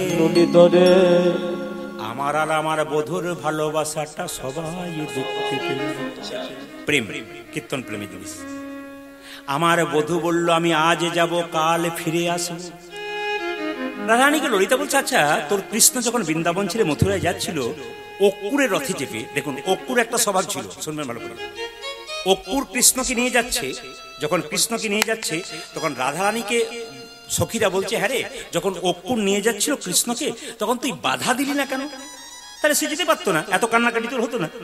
সবাই শুনবেন, এই জগতে কেউ যদি মারা যায়, তাকে যখন শ্মশান ঘাটে নিয়ে যায়, আপনারা এত কান্নাকাটি করেন, আর থামিয়ে রাখতে পারেন? জোরে বলবেন হ্যাঁ না না। আর থামিয়ে রাখতে পারেন? পারেন না। সেই জন্য বলছে রাধারানী কেঁদে কেঁদে বলছে, ললিতা রে, আমার বধূ যখন অক্কুরের রথে চেপে চলে যায়, অঙ্কুর রথে চেপে চলে যায়, ওই রথের চাকা ধরে আমি, শুনবেন আমি আগে বলেছি আজকে কিন্তু আপনি আনন্দের গান শুনতে আসেননি, আপনি বিরহের গান শুনতে এসেছেন। এই না, আপনার ভেতরে যদি একটু বিরহ থাকে তাহলে আপনি গোবিন্দ প্রেম বুঝতে পারবেন, রাধারানী প্রেম বুঝতে পারবেন। কেমন বিরহ ব্যথা দেখুন, ছেড়ে যাওয়ার ব্যথা। ওরে ললিতারে, আমার বধূ যখন অক্কুরের রথে চেপে চলে যায়, আমি রথের চাকা ধরে কত কাঁদলাম, কেঁদে কেঁদে বললাম ওগো অক্রূর, তোমার নাম কে অক্রূরে রেখেছিল? তোমার নামে ক্রূর রাখা উচিত ছিল। তুমি আমার গোবিন্দকে নিয়ে যাচ্ছ। ওগো অক্রূর, আমি রথের চাকার সামনে শুয়ে পড়লাম, তুমি আমার বুকের উপরে রথ চালিয়ে যাও। আমার প্রাণনাথকে যদি নিয়ে যাও, তবে আমার প্রাণ রেখে কি লাভ হবে? আমিও তোমার সঙ্গে চলে যাব। এই জগতে আসতে বাবা, এই জগতে স্বামী স্ত্রীর মধ্যে এরকমই হয়। কোন মেয়ের স্বামী যদি চিরকালের জন্য শ্মশানে চলে যায়, স্ত্রী তখন কেঁদে কেঁদে বলে, তুমি তোমার সংসারের সব দায়িত্ব আমাকে দিয়ে চলে গেলে, তোমার কি একটু মায়া হলো না? যাবার আগে একটু ভাবলে না যে আমি গোটা সংসারটা কি করে চালাবো? তুমি তো দিব্যি সুখে ওখানে থাকবে, আমি কি করব? তুমি যখন চলে গেলে তখন আমার নিয়ে গেলে না কেন? যেমন কাঁদে রাধারানী কাঁদছে। ওগো রথের চাকাটা চালিয়ে দাও। আমি প্রাচীন লোকের মুখে শুনেছি, কেউ যদি শুভযাত্রায় যায় আর মরা মানুষের মুখ দেখে যায়, তার নাকি যাত্রা ভালো হয়। আপনারা বলেন না, বাইরে যখন যান কেউ যদি মারা যায় তার মুখ দেখলে নাকি যাত্রা ভালো হয়, মরা দেখলে প্রণাম করা হয়। বলছে আমার বধূ চলল বৃন্দাবন ছেড়ে মথুরায়, যদি আমার মৃতদেহটা দেখতে পাই, মরা মুখটা দেখতে পাই, তার যাত্রা ভালো হবে। ওরে ললিতারে, ধীরে আমার প্রাণনাথ কত ভালো জানি, আমি তো আলা ভোলা গোয়ালি কৃষ্ণ সেবার। ইউটিউবে এই গান শুনতে পান আপনারা? জোরে বলুন হ্যাঁ না। ইউটিউবে এই গান আপনারা শুনতে পারেন, ঘন্টার পর ঘন্টা আপনি শুধু কথাই শুনছেন। কথাগুলো তুলে কিন্তু লাভ আছে, এই কথা দিয়ে কিন্তু বিশ্ব জয় করা যায়। এই কথা শুনতে শুনতে কিন্তু মানুষের অনেক উন্নতি হয়েছে। যারা চোর ডাকাত ছিল তারা পর্যন্ত অনেকে বলে এত খারাপ কাজ করেছে যে বাবা জীবনে আপনার কথা শোনার পর পরিবর্তন হয়ে গেছে, এটাও দরকার আছে। কিন্তু এই প্রেমটা কিন্তু সবসময় দেওয়া হয় না, এটা ছাড়বে ওরা, ওদেরকে বলেছি এই প্রেমটুকু ছাড়বে। একটু মন দিয়ে শুনুন। রাধারানী কেঁদে কেঁদে বলছে, ললিতা আমি আলা ভোলা গোয়ালিনী, আমি কৃষ্ণ সেবার কি বা জানি। আমি যখন রথের চাকা ধরে বারবার কাঁদছিলাম, আমার বধূ রথ হতে নামলো, এক হাতে গঙ্গা জল তুলসী পত্র, এক হাত আমার মাথায় রেখে বলল, গো রাধে, যাবার সময় কেঁদে কেঁদে তুমি আমার যাবার পথ পিছিল করে দিও না। আমি তোমার মাথায় হাত দিয়ে কথা দিলাম, আজ যাব কাল ফিরে আসব। ওরে ললিতারে, আমার বধূর কথাটা কেমন জানিস? ব্যবসায়ী লোকের মতো। আপনাদের এখানে দোকান আছে, যাদের দোকান আছে তারা অপরাধ নেবেন না, আমাদের দিকেও আছে। ব্যবসা যারা করে দোকানের উপর লিখে থাকে আজ নগদ কাল ধার। আপনি 100 টাকা নিয়ে গেলেন, ভাবলেন আজকে নগদ নেবো কালকে ধার নেবো, রাত্রি পেরিয়ে গেলে আবার ওই কথাটাই লেখা আছে, আজ নগদ কাল ধার। কাল আর হচ্ছে না, বাট আজই হয়ে যাচ্ছে। রাধারানী কি সুন্দর বলছে, দেখুন বলছে আমার বধূর কথাটা ব্যবসায়ী লোকের মতো, আজ যাব কাল ফিরে আসবো, কাল আর হলো না। সঙ্গে সঙ্গে রাধারানী বলছে, ললিতা রে, ললিতা রে, দুঃখের কথা শুনবেন, 100 বছর আমার বধূ চলে গেছে, আমি 100 বছর স্নান করি নাই, 100 বছর পা ধুয়ে নাই। কেন কেন কেন কেন কেন? আমার বধূ যেদিন যাবে তার আগের দিনে বলল, রাধে তুমি আমায় কেমন ভালোবাসো? আমি বললাম তোমাকে খুব ভালোবাসি, তুমি আমায় কেমন ভালোবাসো? কৃষ্ণ আমাকে নিজের কোলে বসালো, নিজের হাতে সিঁথিতে সিঁদুর পরাইয়ে দিল। শুনবেন ভালো করে, কেন স্নান করে নাই বুঝতে পারছেন তো? 100 বছর সিঁথিতে সিঁদুর পরাইয়ে দিল, নয়নে কাজলে পরাইয়ে দিল, বেনি মাধব কৃষ্ণ নিজের হাতে আমার বেনি বেঁধে দিল। আলা ভোলা গোয়ালি, তবু কৃষ্ণ আমার চরণে একটু আলতা পরিয়ে দিল। বললো রাধে আজ যাব কাল ফিরে আসবো। যদি আমি স্নান করে দিই, যদি বধূ কোনোদিন ফিরে আসে, তবে স্মৃতির সিঁদুরে দেখাতে পারবো না, তাই 100 বছর স্নান করি নাই, আমার সিঁদুর আছে। যদি বধূ আসে আমি দেখাতে পাবো। আমি বেনি মাধবের বেনিটা খুলে যাবে না, তাই স্নান করি নাই, খুললেই স্নান করলেই খুলে যাবে। আর চরণের আলতাটা ধুয়ে যাবে বলে আমি পা ধুই নাই। তবে ললিতা রে, বধূ যদি কোনোদিন ফিরে আসে, স্মৃতির সিঁদুরে দেখাতে পারবো আমি 100 বছর স্নান করি নাই। আমি বেনিটা দেখাতে পারবো 100 বছর স্নান করি নাই। পায়ের আলতা দেখাতে পারবো 100 বছর স্নান করি নাই। শুধু দুটো জিনিসই আমি দেখাতে পারবো না, রাখতে পারি নাই। কোন দুটো জিনিস? আমার নয়নের কাজল দুটো। কেন রাখতে পারিস নাই? কৃষ্ণ বলে কেঁদে কেঁদে আমার নয়নের কাজল মুছে গেছে। নিতাই গৌর, হরি হরি বল, হরি বল, হরি বল। মুছে গেছে গো নয়নে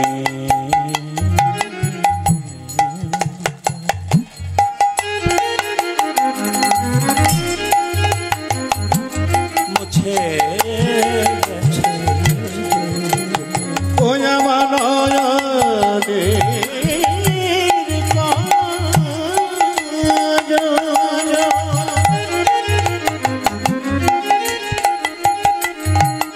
মুছে গেছে রে। কৃষ্ণ বলে কেঁদে কেঁদে নয়নের কাজল মুছে গেছে। কৃষ্ণ বলে কেঁদে কেঁদে নয়নের কাজল মুছে গেছে ওই কৃষ্ণ বলে কেঁদে কৃষ্ণ নিতাই গৌর, হরি বল। কৃষ্ণ প্রাণ গোবিন্দ বলে নয়নের কাজল মুছে গেছে গো। কৃষ্ণ প্রাণ গোবিন্দ বলে কৃষ্ণ মুছে গেছে গো। মায়েরা সবাই লক্ষ্য করুন, দশম তেমনি হলো আমার দশা তেমনি হলো। আজ আমার দশা তেমনি হলো। ওই মালতীর মালার মতো আমার দশা তেমনি হলো। ওই যে মালালো তীর মালার মতো আমার দশা তেমনি হলো। বিপদে রল জইছে মালতীর মালা। আজ বিপদে জল জ্বলছে মালতীর মালা। কি সুন্দর কীর্তনের সুর, কি সুন্দর পদের সুর, মোহিত করে দেয় মানুষকে। পদের কত সুন্দর গুণ আছে। আবার বলছে আমার গোবিন্দ কি করেছে শুনিস? যখন থেকে আমার বধূ চলে গেছে, নয়ন নকর নিদি গেল ভয়ানক আজ নয়নক নিধি গেয় ভয়ানক ভাব। আমার চোখের ঘুম গেল রে।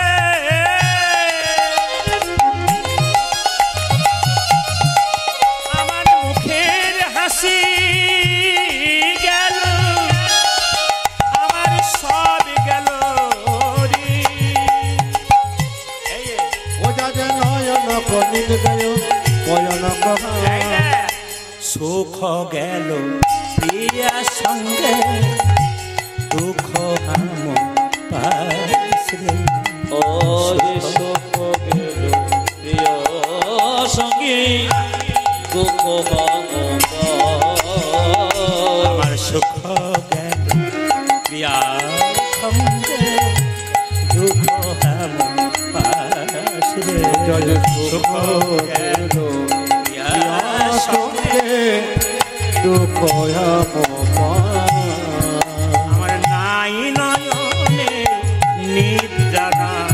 আমার নয় নয়নে নিদে নয়। আমার নাই নয়নে নিদ্রা নাই। ওই আমার নাই নয়নে নিদ নাই রে। আমার নাই বদনে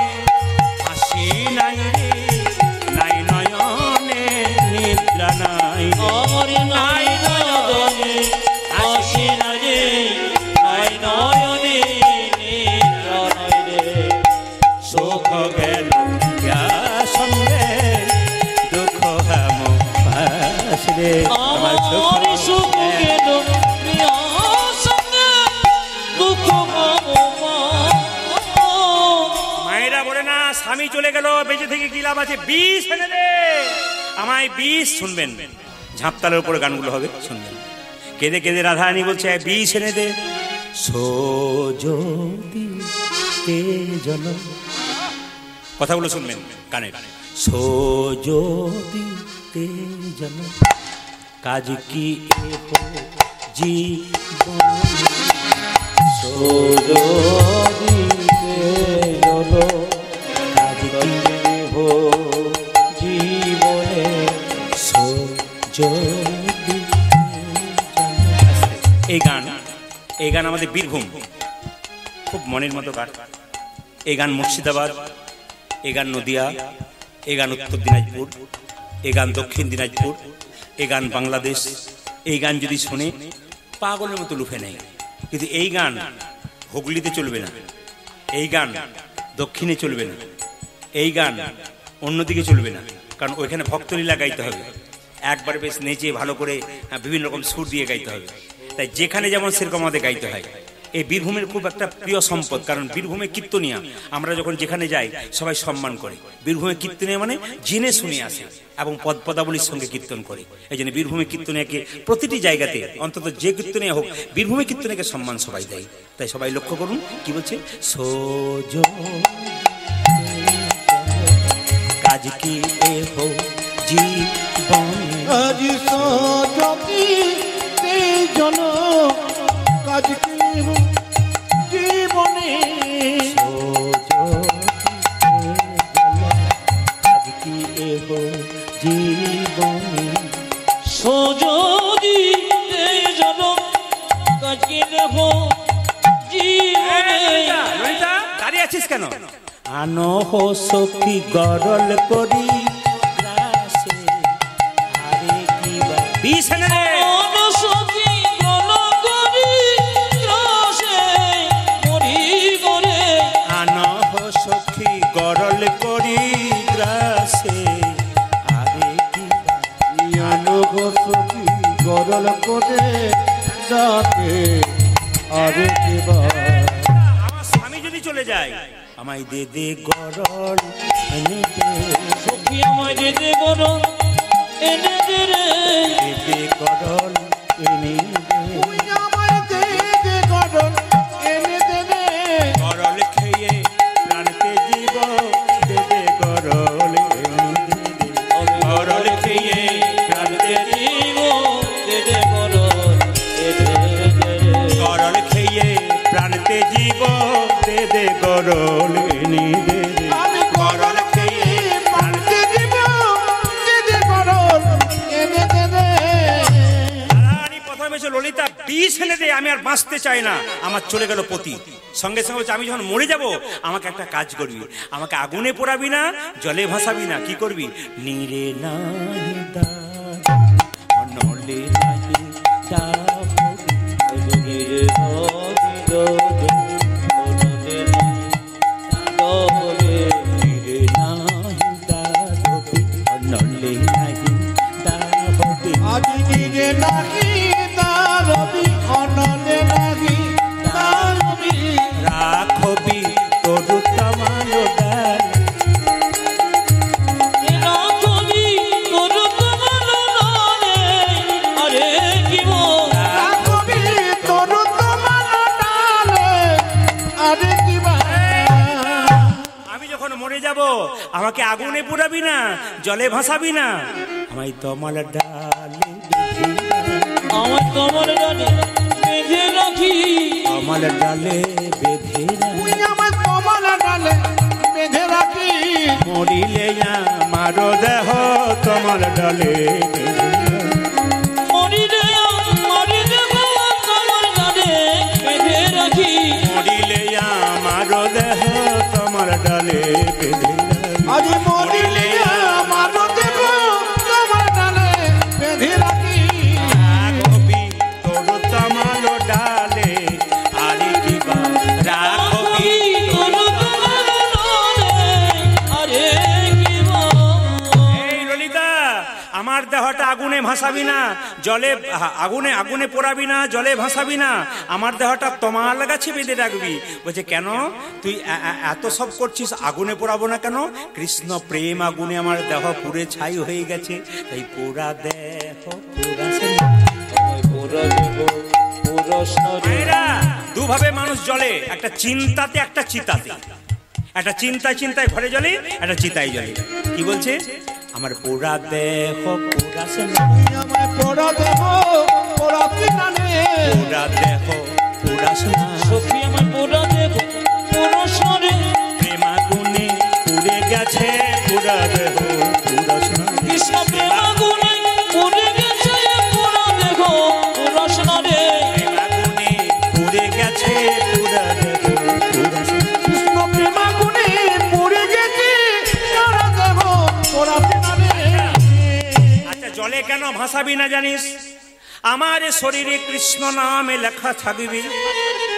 যদি যমুনার জলে ভাসতে ভাসতে মথুরার ঘাটে চলে যায়, মথুরার মেয়েরা সবাই বলবে দেখ, যদি মথুরার ঘাটে চলে যায় মথুরার মেয়ে বলবে যার শরীরে কৃষ্ণ নাম লেখা তার দেহের কোনো গতি হয়নি, আমার বধূর নামে কলঙ্ক হবে। ডেকে ডেকে বলবে কৃষ্ণ প্রেম করিস না কেউ। কেন? কৃষ্ণ প্রেমের এই কি রীতি, ওই যে কৃষ্ণ প্রেমের এই কি রীতি, কৃষ্ণ প্রেমের এই কি রীতি, কৃষ্ণ প্রেমের একই রীতি, মরা দেহের হয় না গতি, কৃষ্ণ প্রেমের এই কি রীতি, মরা দেহের হয় না গতি, কৃষ্ণ প্রেমের এই কি রীতি। সব বুঝলাম, তোর দেহটাকে আগুনে পোড়াবো না, জলে ভাসাবো না। আচ্ছা তমাল গাছে রাখবো, এত গাছ থাকতে তমাল গাছ কেন? কেন জানিস? আমি তমাল বড় ভালো, সখী আমি তোমার বড় ভালোবাসি, তমাল বড়। আমি তোমার বড় ভালোবাসি। কাউকে ভালো লাগা ভালোবাসা একটা কারণ তো থাকবে। ভালো কেন বলিস জানিস? আমার বধূ কালো, তমাল কালো, তমাল বড় ভালো। আমার বধূ কালো তোমার কালো, তোমার বড় ভালোবাসি। বধূ কালো, তমাল কালো, তমাল বড় ভালো। আমার বধূ কালো আর তোমার কালো, তোমার বড় ভালোবাসি। কবি তোর তমালো ডালে আরে কিবা কবি তোর তোমার ডালে আরে কি জোরে বলুন রাধা রানী কি, বাহ, শ্যাম সুন্দর কি, মদন মোহন কি, হরিবাসর কি, সাধু গুরু বৈষ্ণব কি, যাদের ঘুম আসছে তাদের কি।